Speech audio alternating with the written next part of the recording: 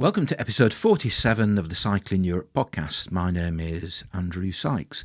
Now, I think it's a fair comment to say that most people have more stories to tell when they've finished a long-distance cycle rather than before they've set off.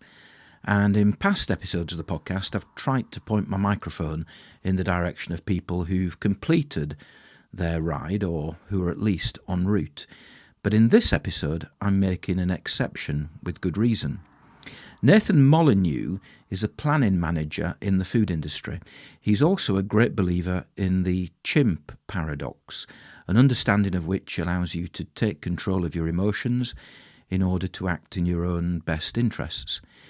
This theory, developed by Professor Steve Peters, has been instrumental in the planning of Nathan's upcoming journey around the world. And it's a proper round-the-world cycle. No planes, every continent, scores of countries, and 4, or perhaps even 5 years in which to do it. I spoke to Nathan in Leeds a few weeks ago. My name's Nathan Molyneux. I'm about to set off in May cycling around the world. Now, I think your story potentially is an interesting one to listen to, because most of the people who I've certainly spoken to about cycling around the world, they've done it or they're in the process of doing it. But you're obviously at the other end. You haven't yet set off. And I think it would be really interesting just to hear about the thought processes that need to take place, the preparation, the equipment, all those kind of things, and also the things like the fears and the apprehensions that you might have, the excitement, be more positive.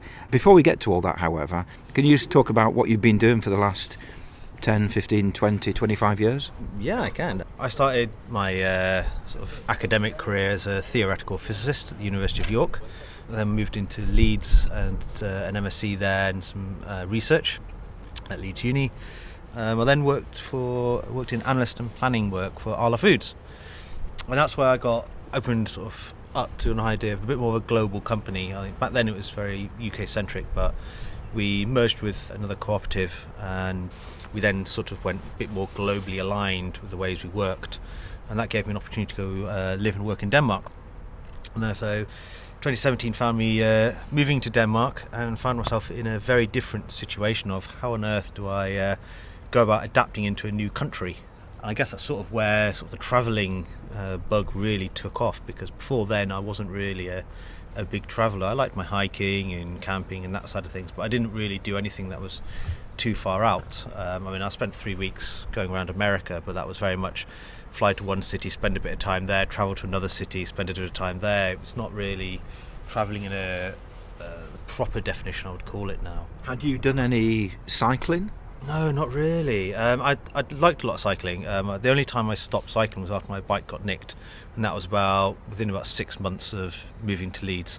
So having lived in York and not really had to worry about it, moved to Leeds, so then it got stolen, and I was like, oh. And then I basically didn't get cycling again until I moved to Denmark, which, if anyone's never lived in Denmark or even visited, it is a cycling mecca. Every single road, you can now start seeing it in the UK, you can see lots of roads that have got proper cycle paths next to them, so you're segregated from the road traffic and from the pedestrians. And you do get a thing called bike rage in Denmark, where pedestrian steps into the cycle paths, and you'll have a lot of Danes honking horns, screaming, shouting at you, asking you to get out of the way. And rightly so, it's a road like any other. So, did you do any cycle touring when you were in Denmark? No, and I sort of wish I had now. I came back from there to the UK in 2020 during the pandemic, which is a challenging time to travel or move house, especially across borders. The original plan then was to do my first tour cycling down the Danube. That plan was going fairly well. I was working with a friend of mine to sort of kit my current commuting bike that I use, a Cannondale. It's not really designed for bike touring, as it discovered when it went around Scotland last summer.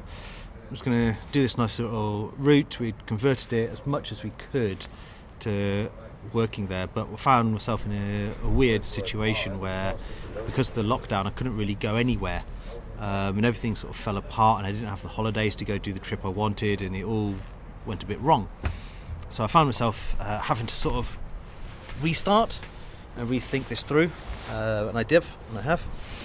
So just to clarify, just to make sure it's clear, you are about to set off around the world really without any cycle touring experience at all. So because I had the idea to set off cycling around the world probably around sort of Jan-Feb last year. I had the idea in our third lockdown, I think it was back then.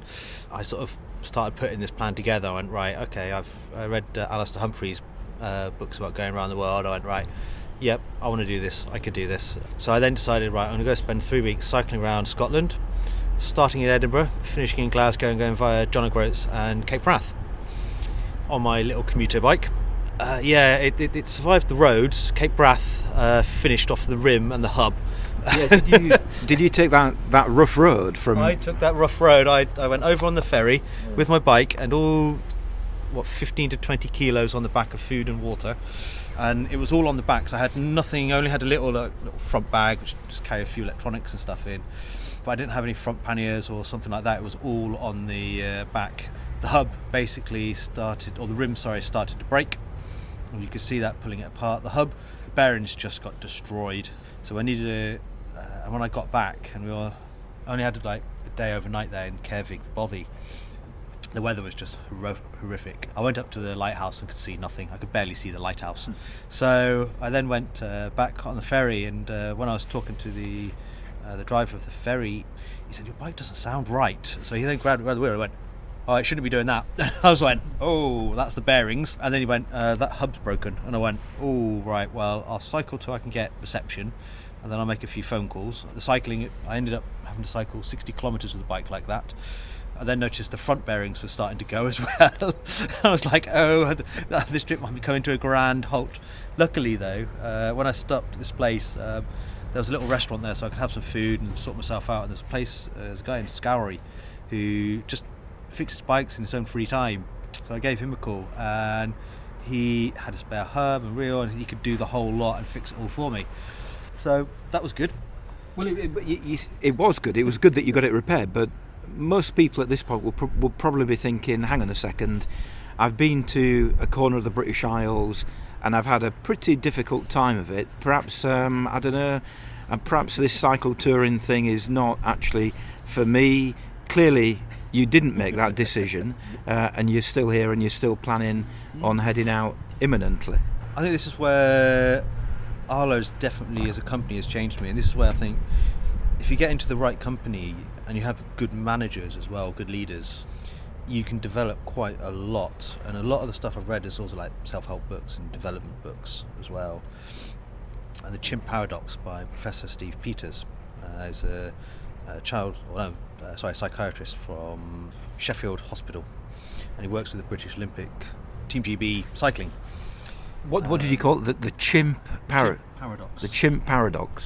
And it's very much about how your brain works, and how essentially you've got your amygdala, which is basically the chimpanzee, the bit left over that keeps us alive, and then you've got the human part of you. And whilst that chimp is great at keeping you alive, it can also actually stop you doing things. And I think this is where a lot of people, they see all the negatives and that chimp then starts kicking in, going, well, if you do this, I'm going to feel like I'm going to die, and then it sort of pushes you away from doing it. And what you have to do is, when you understand that loop and how it works, you can actually almost override it, and you can start reprogramming that part of your brain that always sees the negatives. And so I just saw it as, well, okay, that broke. Well, now I need to know how to fix that. I know how to fix this, and now I need to. And so that then sort of led on to, right, these are the problems I had. They're all fixable. And coming from a physics background, and my MSc was in fluid dynamics, so it's engineering background, is everything can be fixed. All the problems we've got in the world right now can be fixed. Okay, fair enough, Ukraine maybe not right now, but we can fix them, and all our climate problems, we can fix them. It's just how much we want to do it and how much money we're willing to put into it. So the Chimp Paradox is basically developing a positive mindset and a positive outlook on problems that you encounter. Yeah, and some of it is about sort of resistance, and understanding how that mechanic works. Once you've understood how the mechanic works, it's a lot easier to see it coming. So you know that, right, okay, I'm really negative, it's really bad, everything's going wrong. Right, let's stop, have some food, rest, work through the problem bit by bit, and then you can find solutions. And as soon as you find a solution, you go, well, why did I worry about this? Why was I getting tired over it? The irony being is I never actually made it to Glasgow. I carried on cycling, but my legs just started to get tired. I mean, even though I'm fitter than I am now, 100 kilometres, 1,000 metres of climb each day starts to really grind into your legs, and even with rest days I was starting to struggle. So this is last summer. This is summer. Last summer, yeah. So I was learning quite a lot, and I realised that every time I went into a climb I needed to make sure I had some food, because if I didn't I'd get partway up the climb and then just absolutely hate doing it and hate my life at that stage. And then I also realised that around anything over a 10-degree gradient I was going to struggle up the hill. Now partly I had a bike that wasn't really designed to do what I was doing. It does make a big difference, but at the same time it was a bit tough. So you now have a bit of cycle touring experience under your belt. You've hopefully learning to deal with issues when they arise, thanks to the Chimp Paradox, and you've got a positive outlook on life, which is, bearing in mind what you've just said, a good thing. It is still a big leap to go from basically going on a relatively short trip around Scotland, even with the problems that you encountered. It is still a big leap to then say, right, I'm going to head off for several years on a continuous trip around the world. So what makes you want to go round the world on a bike? So a few of my friends have travelled around the world. They didn't do it on a bike. They did it by trains and buses and flights. And the way a lot of people do it, they fly to one area and they miss out huge chunks of the world. And I've always wanted to do it. After living in Denmark for a bit, I realised actually, I don't know why I'd never travelled before. When I was younger especially, it's a lot easier when you've got more energy and so that. But actually, I think now is probably the ultimate time to travel, because I found myself in this weird situation where I've got no debts and I've got income. I have nothing dependent upon me. So no house, no children, nothing like that. I have no partner, and I'm financially stable, and I'm still sort of fit and healthy, and I've got loads of energy. And I just sort of went, well, I'm not going to get a better opportunity now, and if I just keep delaying it, and once again, this is that sort of negativity that comes into your mind of going, oh, but maybe you should do this first, maybe you should get a stronger pension, or maybe you should get this. And actually, no, you get driven a lot by sort of society and societal norms, if you will. That, well, everyone's doing this, so do it yourself. But actually I just went, no, I'm going to start doing stuff for me. And I used to, when I was in the UK before I moved to Denmark, I filled my time up with working in this charity, helping this, or not charities, I am working with this club, helping this club, helping my sports club here. And I found myself just being pulled, and all my energy and just constantly committing myself to all of these things, but actually not doing anything for myself. When I moved to Denmark, because I didn't have those normal social structures, I had to relearn those social structures. So I joined just one sports club, which was the McKellar Running Club in Aarhus, and that gave me huge amounts of free time. What do I do with this free time? I'm not used to it. So that's when I started realising, I can go back to reading again and all these other little things, and it sort of spins back round to realising, actually, no, I want to travel, I want to do this, and if I make myself do it, I can. It's not a challenging thing, and a lot of it was just, I was sort of holding myself back. And that was down to this whole societal norms thing. And then I just went, no, I'm not going to do that anymore. And then I came up with the idea to cycle around the world. So okay, you've made your decision, you're cycling around the world, and you did allude to this a few moments ago. A lot of people, when they cycle around the world, it's a laudable thing to do, and it's a hell of an achievement. I don't think I would ever do it, but you never know, perhaps one day. But when they say cycle around the world, they actually don't mean cycle around the world. They mean cycle large parts of the world. Then very often they'll get a plane over inconvenient parts, or they'll certainly get planes from continent to continent. They might arrive in, say for example, Australia, and then fly to North America, and then across America and fly back to Europe. Your plan is actually a proper on the ground or on the water circumnavigation of the Earth without any planes, and also by more or less visiting every single continent apart from Antarctica. from what I understand. I'd love to go to Antarctica as well, but there's a bit more planning and probably a bit more of a budget that I really have. Well, we'll come to that. Yeah. Well, can you talk through you may want to use my notes if you've forgotten it, because I've listed them here. I know it very well. Can you talk through the route that you will be taking as it stands at the moment? Obviously, things change, but as it stands in the beginning of March 2022, what is your route, your planned route?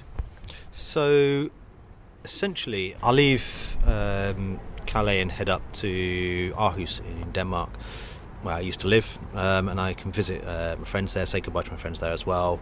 There's a music festival that's been delayed for the 2 years for the pandemic, so I'll head to that as well. And then I'm cutting across to Poland and zigzagging through other parts of Europe, or the Schengen zone I should say specifically, because we've only got 90 days and I'm trying to see as many friends and family as I can in that time. Then heading down into northern Italy, down into Slovenia, and then into Croatia and the rest of the Balkans. And that's when I can slow down a little bit more, because I don't have... you have 90 days in each country as opposed to 90 days across tens of countries. So I can go down through the Balkans a bit more, slow down a bit, actually visit them in more detail and more off-road. So I'm planning on then heading down into Turkey. I'll spend a few months there. It's a large enough area and there's mountains, regions and stuff like this that I'd love to visit as well. And I'm told the further you get out of the main sort of cities, it gets really more interesting, the people and the culture. Really, not improve, but that's the wrong word to use, more diverse, and you get to meet those the sort of the original bit. You staying in places like Istanbul, it's going to be a very multicultural city, like any other big multicultural cities. There's not huge differences. So then I'll come across into Georgia, drop down into Armenia for a bit, back up, then into Azerbaijan, and then heading across the Caspian Sea from Baku to Aktau in Kazakhstan. Drop quick into Kazakhstan, and then dropping into Uzbekistan, down to Tajikistan, then along the Pamir Mountains up to Bishkek in Kazakhstan, and then probably a couple of days or a couple of weeks rest there, then heading off to the Karakoram Highway down into northern Pakistan, and that will require a couple of different visas, which are problematic at the best of times, but then heading down into India, and there's two ways, either through Kashmir or north up through to the Himalayan Trail, down into India and then into Nepal, which is a place I always wanted to visit. I don't know why. I think it's a allure of mountains and big mountains. Not that I'm planning on climbing any 8,000ers. I'm going to leave that to Nims and his team and people who love to do that stuff. But definitely explore a few areas around there, then head to, and then out of Nepal back into India again, then into Bhutan if I can, and then out of Bhutan into India again, Bangladesh, and then this is where it gets complicated. So if I can go through Myanmar, if it's settled down by then, and then I will. But it's practically in a civil war at the moment. Can I just pause you there? What kind of time scale are we looking at here? When you're setting off in May of 2022, so where do you envisage being, say, by the end of the calendar year 2022, and then when do you envisage arriving in India, Bhutan, that kind of area? May, so 22, end of 22 is probably around Turkey or very start of the Central Asia, so you've just got across the Caspian Sea, and then basically I'm aiming for the Pamir Mountains around April, because that's really when it starts to open up, because it's you can go through them in winter. I've just found a couple that have done it. I don't have the details yet, they're going to still send that out, but I'm very interested how they did it, but it's really difficult. It is really cold up there. So then I will probably come down into Bishkek around late summer would be my guess, and then down through the Karakoram Pass into Pakistan. So then I'll be spending sort of winter 23 probably through Pakistan, India, Nepal area. It might be even longer then. So I think Bangladesh is probably going to be sometime late 23 or early 24 would be my guess. And this is when I said it gets complicated at this stage, because getting through Myanmar might not be possible. So then I've got to go up through either southern China, which can also be difficult. China a bit fragile over that area because it's Tibet. or I have to go South India, find a boat to get across to Southeast Asia. And then travelling around Southeast Asia, I would like to do the Ho Chi Minh Trail. Depending on how I come in, depends on where I start it and where I finish it. And then dropping down through Malaysia, Singapore, Indonesia, island hopping through Indonesia, if possible, down to Bali. I was debating to Papua New Guinea, but Bali is probably the better option because in Australia they have a lot of boat races that go up to Bali, but quite often they're crewed one way, not crewed back. So what they need is like people to help out with the crewing and that side of things, and so hopefully I might be able to find one of those boats back, or I'll have to find some other boat or some other system to get across to northern Australia, to Darwin, and then down the east coast. I've got lots of friends and family down all the way through there, and then across, once I hit Melbourne or Adelaide, I'll pop up there because I've just got a friend who's moving out to Adelaide in about a month, and then head to New Zealand. Well, I've got friends there as well, so I'll be staying with quite a few friends all this way, and then I'll be coming up to... So again, I'm just going to pause you again. So we've now arrived in New Zealand, and again, from the perspective of now, when do you envisage that to be, your arrival in New Zealand? I've not really put a timeline on any of this. That's going to be sometime 24, 25 would be my guess. I mean, it could be a lot longer than the 4 years I originally planned for this, but there's elements I might cycle faster without realising, but we'll see how it goes. And then from there, so India exports a lot of dairy products up to China via Hong Kong, South Korea and Japan. And so what I'm looking at doing then is getting one of those boats. I'm not interested in Hong Kong, but if I can get to either South Korea or Japan, I'll go up to there, and then I'll go through South Korea, then on to Japan, but up through Japan. Japan is something that's interested me for years. I used to study martial arts, so it'd be quite nice to go to there. It's also just got this sort of mystical, complete cultural difference that is such a clash that you completely reset what those different cultures are. And coming up through there, now this is where we hit North Japan. You can either catch a boat over to Anchorage, or I can go up the Road of Bones in Russia, in Siberia, to Magdalene, and then catch a boat over to Anchorage. The Russia bit is probably not going to happen now, namely that they've had a bit of a conflict, and I don't think that's going to be an option for quite some time. We'll have to wait and see how that goes. Is it possible? There is a chain of, is it the Aleutian Islands? The long arc of islands that goes at the northern point of the Pacific. Is it actually possible to get onto the end of those and kind of island hop all the way to Alaska? I don't think so, no. I mean, when you get up to there, because there's a lot of islands there are contested between Russia and Japan, and they might... I think a lot of them don't actually have any population on them, so there'll only be researchers going that way. So I have a distinct feeling that that's not really a feasible option at the moment. I'd love to go through Siberia to Magdalene, and then it properly freeze over, and then cycle over to Alaska. Yeah. But that's probably not going to happen. And the reason for that is climate change, really. It's not happened in years now. And if it did, whether you'd be strong enough to trust it is another matter. So how far is it?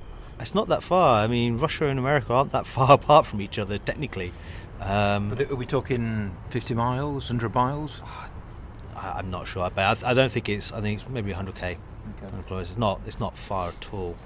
I mean, it's something I think when I last looked at it, if it was even possible, I think it was something you could easily do in a day. It does depend a little bit how much you're sliding on the ice, because I might not have ice tyres. So, but that's always a possibility. So once you hit Alaska, and then basically coming from Alaska down into Canada, where I've got family on my mother's side there, quite a lot. And then so coming down through there, probably going to do the Great Divide all the way down into through the US. Into Mexico, although I'll be coming off because I've got friends in LA, somebody else south of LA somewhere, I can't remember the name of it now. Do all these friends know that you're about to turn up on their doorstep, or have you mentioned it? So some of them do, some don't. So, but I mean, as I start setting off and I'll have a chat to these people and stuff like this. So usually when I mention it, people, the first thing they do is offer a place, so it's not a major problem. And then head down to down through Mexico or Central Asia, Central America, down into South America. I've got a friend in Colombia as well who I will hopefully go to meet if she's still there. If she's not, then she said she'll set me up with a load of people who I can stay with as well. And then basically all the way down through there, there's several different routes and so forth. I haven't really decided. I want to go if you're over that side of the world, I want to head into Ecuador and go to the Galapagos Islands, just because it's there. I do scuba diving as well, so it's an opportunity. You've got to take these type of things. It's not every day you go to the other side of the world. Then coming all the way down into Argentina and then into Ushuaia. This one I would love to go over to Antarctica and cycle on Antarctica. That would be quite cool, but that's probably not going to happen. I mean, it requires a very different set of planning and finances and insurance and all sorts of things you need that I haven't really planned for. And then heading to, so I'll probably have to go back up to Buenos Aires and then from there find a cargo ship over to South Africa. And then basically, whilst you can go up the east coast of Africa, once you've hit the Middle East, it becomes quite challenging, that area at the moment. So I'm probably going to have to go up the west coast. It takes longer, but that would mean a bus journey across Nigeria, because they're not giving visas to cycle across Nigeria at the moment. Namely because, as you can imagine, it's they've lost control of a lot of the country to various different rebel groups and Islamists, which is a pity. I mean, they were developing very well as a country, and then, but that's sort of really the way the world seems to be going at the moment. It's all going a bit extreme. Coming up through there into Morocco, then into Spain, and then up. So maybe a little diversion to Portugal, because I do like Portugal. Basically, you're practically home by the time you get to Portugal. Now, I've just reached for my phone because you mentioned cycling on Antarctica.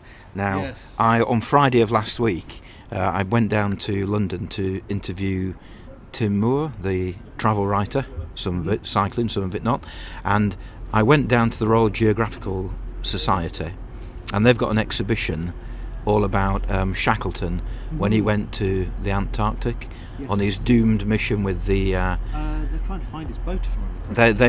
They are. Endurance, I think. The Endurance, yeah. And when I got home, I watched the film version with Kenneth Branagh, and I did notice that one of them they took a bicycle with them to Antarctica, and I looked it up, and this is on Wikipedia. It was a chap called Thomas Ord-Lees, who was a bit of an eccentric, apparently. He took the bicycle with him, and this is quoting from Wikipedia. He had a keen interest in physical fitness, and he took his bicycle on the expedition. After the ship became trapped in the ice, he frequently took cycling trips on the ice. On one occasion, he spent over 2 hours on his bike outside the ship, and Shackleton was sufficiently worried to send a search party to look for him. Shackleton ordered him not to leave the ship unaccompanied after he became lost while searching for food and encountered a fierce leopard seal. His cries brought second-in-command Frank Wild out of his tent, who shot the leopard seal at a distance of 10 metres from Ord-Lees. So if you do manage to get to Antarctica, you can actually step in the tyre tracks of Thomas Ord-Lees. Perhaps you can emulate him with a cycle on Antarctica as well. Possibly, yeah. I'm not sure I would maybe just venture that way. You do really need to think about it, because you have to deal with like 80, 100 mile an hour winds. You've got to deal with minus 80 as well. I mean, it gets really, really complicated, and you need a very different set of kit that I'm going to have with me, probably a completely different bike. That might be a journey for another day. More from Nathan in a few moments. There's no monologue in this episode of the podcast. If you'd like to record one, you'll find all the details at cyclingeurope.org/monologue. It's easier than you might think. If you'd like to get in touch with the podcast, you can do so by emailing podcast@cyclingeurope.org or by posting a message either on the website itself, cyclingeurope.org, or via social media, where you'll find me at Cycling Europe. You can find all contact details at cyclingeurope.org/contact. If you're enjoying this episode of the podcast, or have enjoyed any of the previous 46 episodes, please consider adding a rating or review on your chosen podcast platform. You might also want to make a donation to help support the podcast and the website. Details as to how to do just that can be found by visiting cyclingeurope.org/support. And if you choose to help in that particular way, it would be much appreciated. Now, back to freezing Leeds and my chat with Nathan about his round-the-world cycle. Having discussed the route, we focused our attention on the equipment he's going to be taking with him. Talk to us about the bike. You're clearly not going to take the bike that you took to Scotland, if that still exists and isn't been dumped in. It still exists. I'm not a great fan of throwing stuff away, so because of the amount of work I'd spent on it, getting it repaired so I can carry on the journey, I decided I'll keep it, and it's just my commuting bike now. It's one I don't mind if it gets stolen. Okay, so but you're not going to take that on your trip around the world. So what bike are you taking? So I started with, it's custom build. I started with a Surly Disc Trucker frame, the 2019 edition. Looking back, actually, now I probably wouldn't go with that, but that's what I have. Well, that's interesting. So looking back, you probably wouldn't have gone with that. What would you have gone for? Well, the thing is, I originally went down the route of like cycle touring, so with panniers on the front and back. Yeah. But actually, after starting to build it, I realised actually I want to spend more time off-road, and panniers off-road aren't as good. So I then decided I wanted more of a bike packing setup, and what I've actually gone for now is sort of a halfway house, a bit of a hybrid. So I've got small panniers on the back, like the Ortlieb gravel ones, which are only like 10 litres or 20 litres each, and then the rest of it is just in I've got 2 forks at the front, and I will probably have a front rack and a bag there. Doesn't that limit the amount of stuff that you can actually take with you quite significantly? Yes, so I did a pack test yesterday on it. I managed to get everything in with the exception of electronics, but I had no space for food. So in theory, yes, whilst I can carry everything, I probably need to just reassess a few things on that. So hence I'm going to go for a front rack and a larger bag on the front. I've got a small one, a Beer Babe bag, which just holds like phone and battery pack and stuff like that. So yeah, coming back to the bike though, I said it's a custom build, so I've got the frame, but I'm using a Surly Moloko bar, and then I've got a roll-off hub for the back, so it's got everything internal. The whole idea is basically there's less chance of dirt and grime getting in there, less problems. What kind of chain have you gone for? I've actually gone for the KMC E1, which is electronic chains, just because they can handle a lot more torque, they're more durable. An electronic chain, what does that mean? So it's trains for the e-bikes. So because the torque can be generated by electronic motors on e-bikes, generally you need a stronger chain. Okay. So KMC built the E1, which is for that.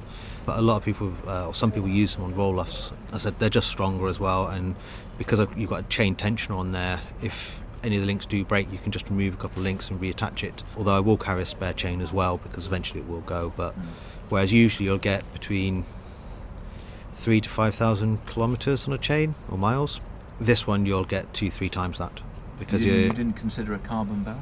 I did think about it, and we were discussing it. I was discussing it with a friend. The frame's not designed for it, which means you either I have to put a brake in the frame, even though in theory you can do it and it'll still retain most of its strength, you're still going to weaken it. That would mean you have to go for, I think it's the Vera carbon belt, which basically has got 20 rivets to hold the belt together. So you put the belt on and then put the rivets through.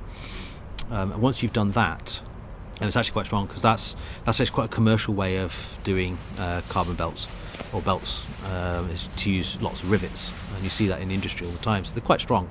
It's not a weak point, but the setup's about £300, and then each belt costs about 70 quid.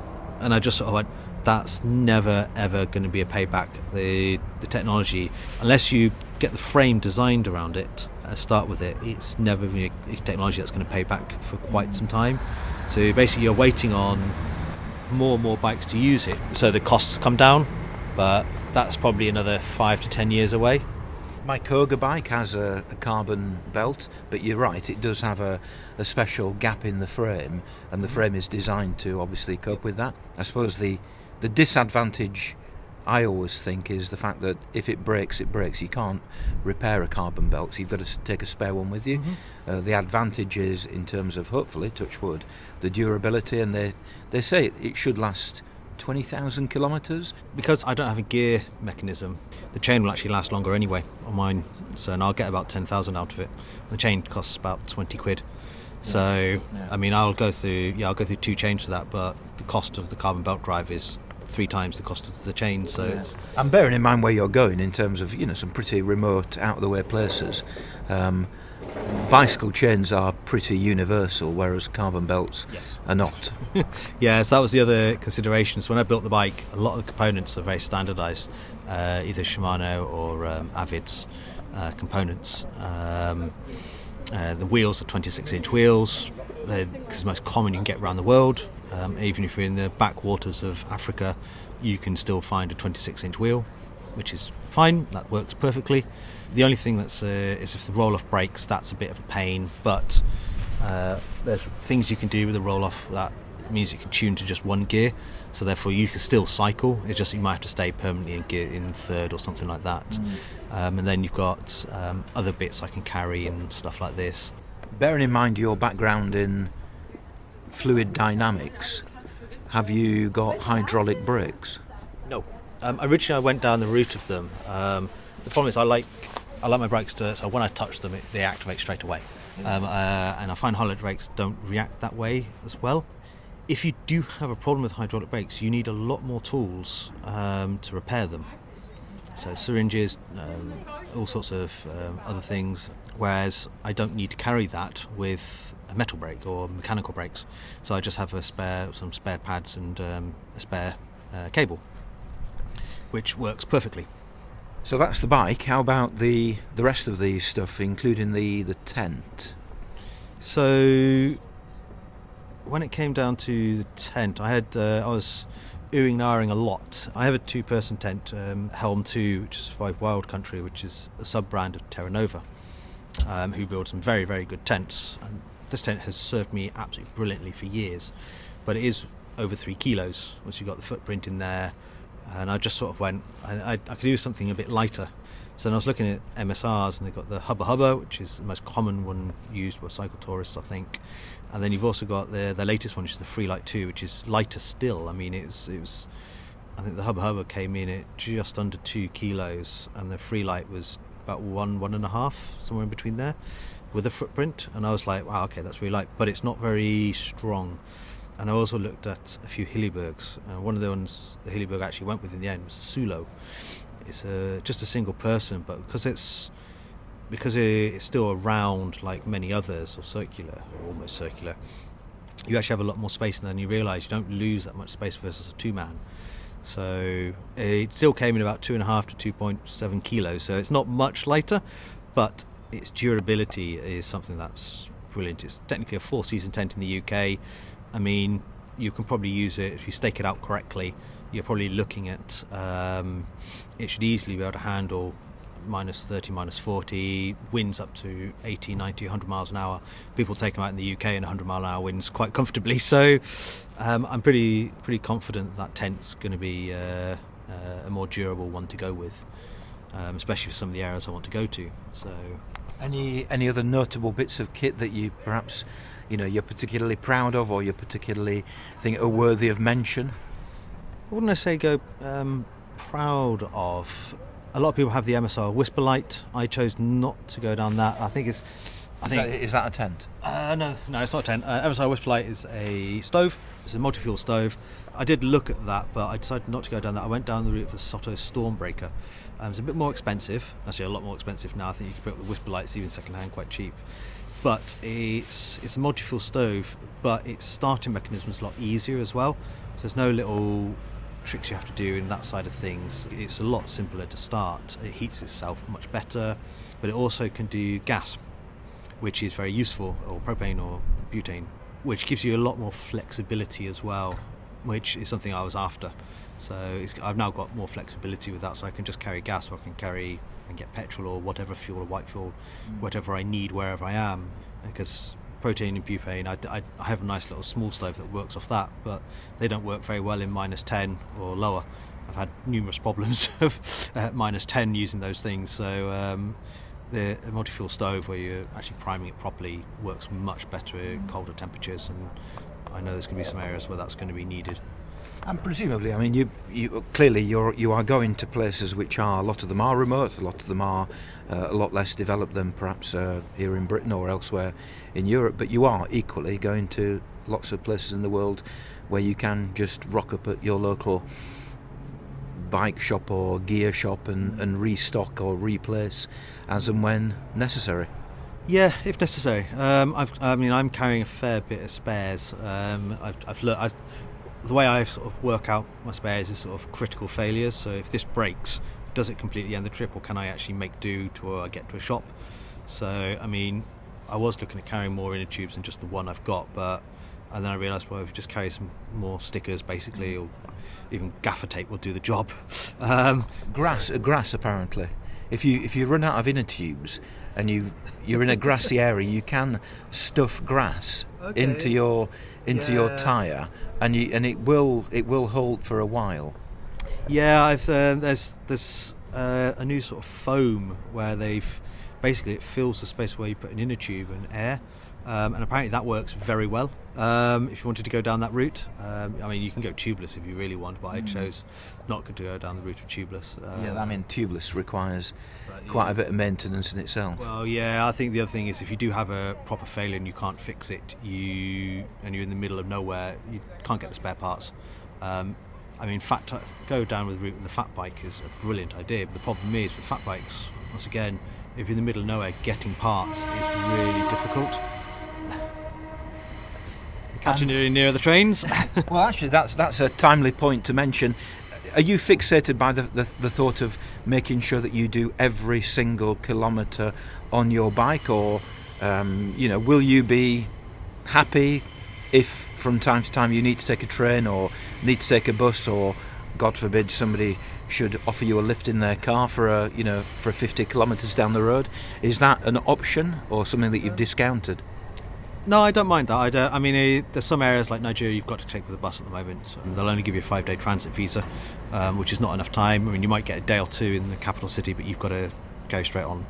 And then you've got going down the Coracom Highway. China doesn't like people cycling parts of it. I'm not sure why. I don't know if they've had some problems in the past there. That region's still a bit of it's not quite a hotbed, but it's an area where no one really has full control, because no one really puts an army or anything. There's no harm. No one does any harm in those areas. I think there might be one random warlord who just causes a bit of mayhem occasionally. But other than that, it's quite a calm area. I have no problem using buses and trains. I actually quite like trains. Buses I'm not so much a fan on, but trains I do like. Might even catch trains in India for a bit as well. See how long I can get there, visa-wise. Well, you live in Yorkshire and you live in Leeds, so using northern trains is good training for for the rest of the dilapidated world of trains. I wouldn't knock our trains too much. Living in Denmark, Danish trains are terrible. They're slower than our trains, which is hard to imagine. They are nicer to sit in. The seats are wider. It's got a wider gauge, so they can have bigger carriages, or wider carriages. So they're second class, like sitting in our first class, but they are really, really slow. A good example is from Aarhus to Copenhagen. It's about the same distance as Leeds to London, but it takes 2 hours to get from Leeds to London by train. It takes 3 hours to get from Aarhus to Copenhagen by train. That's how much slower they are. So it's quite shocking, really, to see these problems.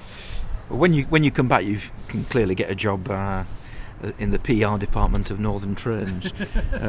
Right. Their bike policy is brilliant. Basically, cram as many as you can on. This is Northern Trains. Yeah, it's Northern Trains. Yeah, it's not like others. We've got to book now, which I don't mind booking, but it's when others haven't remembered to book, it becomes a major problem, because you'll end up with too many trains on the bike because they don't check them. I agree there. It is one good thing about Northern Trains is that you just turn up and you put your bike on and nobody quibbles and nobody argues with you. Now, we're talking a trip here which is potentially 4 or 5, who knows, perhaps even longer than that in terms of duration. You've mentioned at various points there the visa issues that you might have. Are you simply at the stage where you're aware of the fact that at some point you'll have to go and find an embassy or a consulate and sort your visa out? Or are these things that you have actually actively tried to look into before you set off? Is it worth doing that? I've done a bit of reading and so that, but essentially you can't really apply them. So most visas, for when you issue, you've got to get into the country within 6 months. So, and considering you don't need visas all the way through to, I think you can get through Georgia without a visa. I think you might need a visa for either Armenia or Azerbaijan. I'm not sure. I can't remember off the top of my head. But essentially, you don't really need to worry too much about it. It's when I get really to Central Asia, that's when the paperwork bureaucracy becomes a bit of a nightmare. Although Kazakhstan is now a lot better than it used to be. I think it offers 60 days without a visa, which is brilliant. I mean, they've realised that, Kazakhstan's basically a climbing mecca. So if you love climbing, it's a brilliant place to go because they've just got mountains everywhere.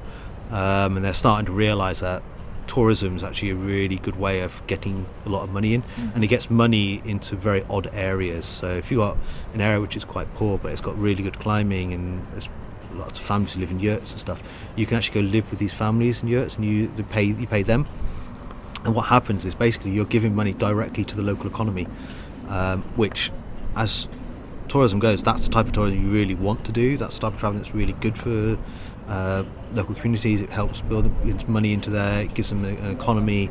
I mean, it allows them to lift themselves out of poverty, make sure children get into education. There's all those little things that people don't realise. Actually, when you travel, you really want to stay away from resorts and bigger places, and actually look for those small places where you can stay with families and so forth, because it brings them on so much more and helps them on. And can you sort visas out at the border? Do you envisage just turning up at the border and filling a few forms in and hoping for the best? Yeah, there are some places where you can do that as well. There's quite a few places you just pick up by the visa on the day as you hit the border. So it's not a major issue. I mean, Egypt's a good example of that. You buy your visa there, it's like €10 or $10, or I can't remember now. It's been a while since I've been to Egypt, but you just literally rock up and you just get it. And that side of things, it's not a major. I'm not worried too much about visas. I mean, there are some countries which are incompatible, and I've applied for a second passport to help me with a few of them. But we just have got to wait and see how that goes. But it also depends on you can go along with one route, but it only takes Russia to invade Georgia, then suddenly I've got to go a completely different route and find myself going, right, okay, now I can't go that way, so I'll have to go this way and go do something else. So, yeah. How far do you think the entire trip will be on the bike? Well, I've sort of estimated between sort of 40 and 60,000 would be my guess, but I've not really worked out. I'm not really fussed about that. So. Now, Stephen Fabes, when he went around the world I think it took him 4 years, he was a medical doctor. He gave up his job, went around the world, and although he clearly couldn't practice as a doctor when he was going around the world, he did stop and do things which were connected to that world of a caring profession. There will be presumably long periods when you're cycling around the world where you stop in one place or where you travel very slowly. Have you got any plans to do anything apart from cycling and being a tourist? Yes, well, not directly. I haven't really planned them all out yet. But essentially, I will go sort of working with some charities as I go around, combination of environmental and humanitarian. I'm looking at specifically sort of some refugee charities as well. But as I said, I've not really done a lot of research into that area yet. That's something I will probably start doing more en route. As I said, you've only got 90 days in the Schengen zone, so I've got 90 days to do research there is the way I see it, because you don't have much to do in the evenings, so other than read. So. And how will you be communicating? Do you plan on taking any kind of devices with you apart from a phone in order to sort out your visas, in order to communicate and to find out about the various places or the organisations that you could be working with? Will it just be a phone? Pretty much only a phone. Yeah, I mean, you don't really need much more than a phone these days. So on that side of things, similar sort of for navigation as well. But I do like a good map for navigation. I suppose what a lot of people will be thinking. I mean, you mentioned earlier the fact that you are in a not a unique position, but you are a person who came to the conclusion it's either now, probably, or never, because you're at a sweet point in your life where you don't have commitments, but you're in a position to be able to stop doing the job that you're currently doing, but also that you're still fit enough to do what you're about to do. But a lot of people will still be thinking, well, this takes a serious amount of cash. You don't, from what I understand, you don't have sponsors. Can you give us some ideas about the budget that you have in mind? So, yeah, I didn't go down the route of sponsors, mainly because if you go down the route, then there's certain things you've got to do for the sponsor all the time, and I just went, I don't want to be doing any of that. That's just more that I've been working 9 to 5 for over 20 years now, and I just went, no more please. So what I've basically got is, I was actually saving for a deposit on a house, and the luxuries of working on expat contracts as well, they're usually very lucrative, not as much as they used to be, but mine was one of the last sort of good ones available at the time. And so what I've done, essentially I've got maybe somewhere between 14,000 and 50,000 in investments, and that will just pay out, and then I'll have, the target is to have about 10 grand in cash. Now that sounds a lot, you don't actually need that much anyway. Alistair Humphreys did it he did it about 20 years ago for about 7,000. I think I'm probably only covering a similar distance or areas to him, maybe a little bit more because I'm going through some sort of mountainous regions, but I think once you sort of you're on the ground, you get out of the really expensive areas like Europe, Australia, Japan, America, North America anyway, it becomes very cheap to live, and if you're camping everywhere, so you can do it on I said he did it on 7.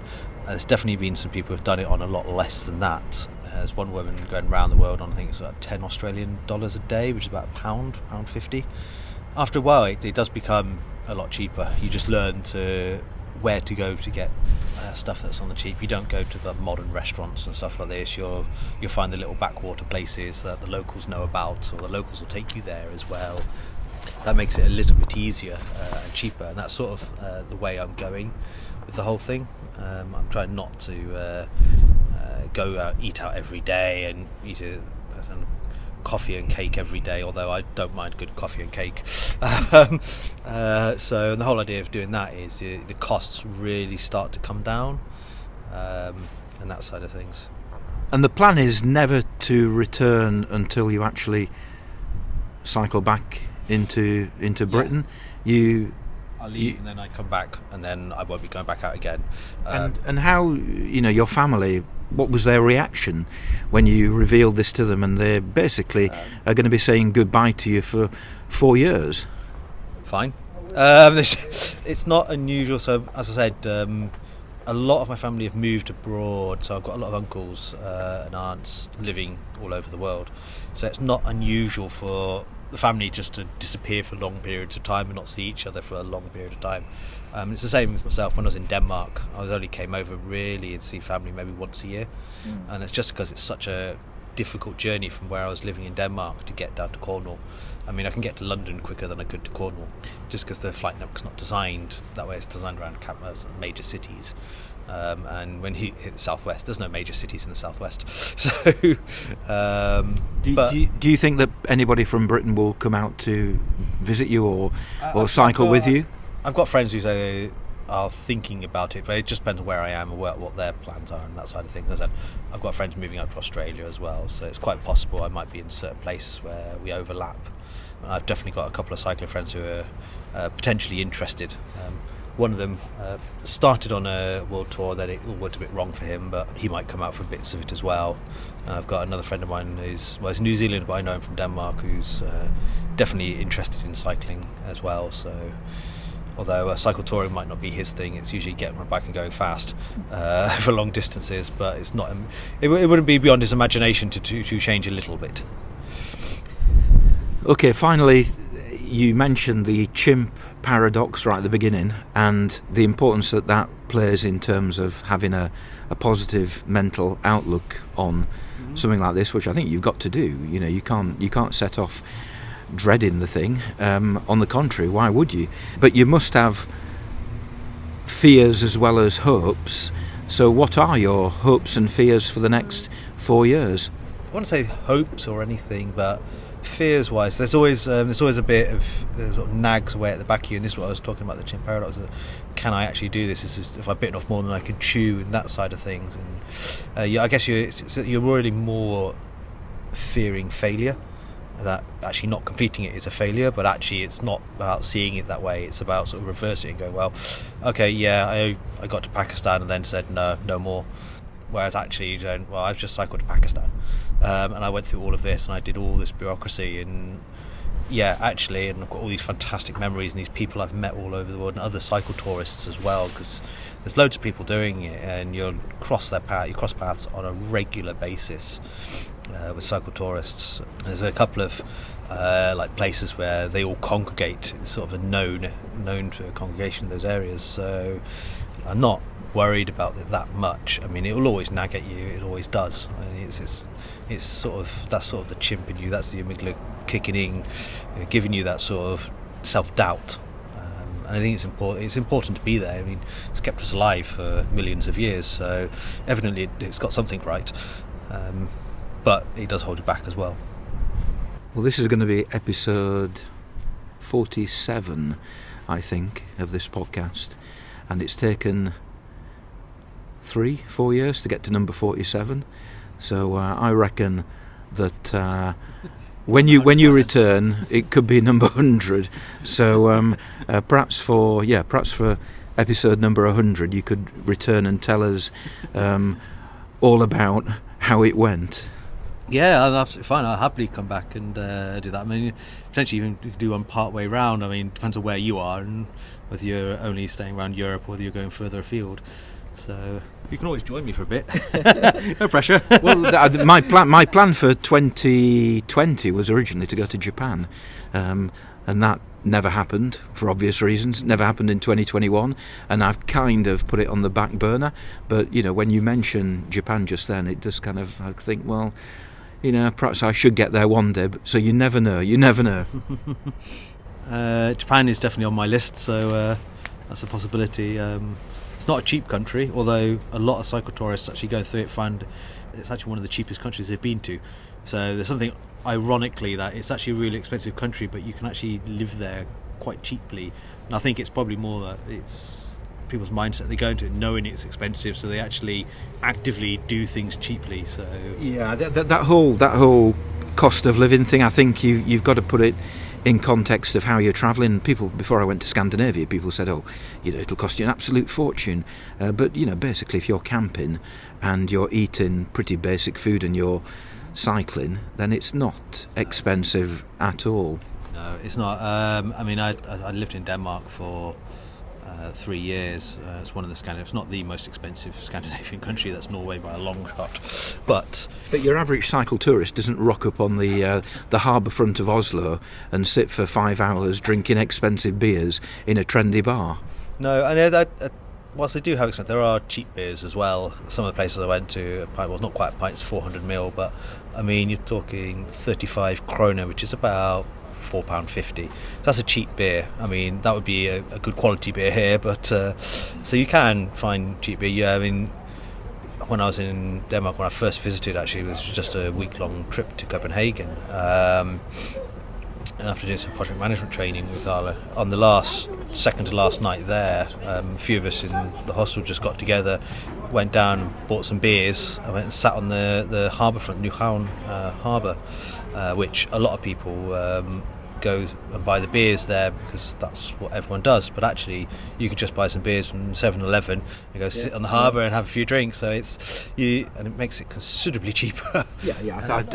Cycle touring is fundamentally a cheap thing to do while you're actually doing it. It's phenomenally expensive, or can be, before you set off, when you buy your bike and your fancy tent and what have you. But there we go. Vaccines and your vaccines, and you make sure you've got the right passports, documents, and that side of things. But after that, I mean, you've got to think about travel as an overall thing. The biggest expenses of any travel trip is the accommodation and the actual travelling to get there, the flights. And if you've got a bike and cycling, that's free, and you've got a tent, that's free. So, or at least campsites is considerably cheaper. So yeah. Okay, finally, I said finally once already. Are you planning on keeping people updated with a website or with social media? Yes, there will be a blog. I haven't got round to it, mainly because I haven't thought of a name for it yet. Answers on a postcard. My Instagram is diving_guy. That's a bit confusing. It is a bit confusing. It came from when I used to do a lot of scuba diving. There's very little scuba diving on it, actually. I had a 2 bends, so I now don't do as much scuba diving as I used to. I still do it occasionally, but it's much calmer, peaceful. I used to do some deep technical diving on wrecks. But after the second bend, I went, no, I've got to pull this apart a little bit and not do so much, otherwise I'm going to find myself probably in a hospital or paralysed for life. So diving_guide. Guy. Yeah. Guy. Diving_guy. So DIVING_GUY. Okay. So that probably will change at some point. So, but yes. Okay. Well, good luck with your trip, and I'll see you in either Japan or in 4 or 5 years back in freezing Leeds. Yeah, I'm hoping it's maybe not so cold then. It depends on climate change, I guess. It might be a lot warmer, but I'll come back in summer maybe. Thank you very much. Thank you. Good.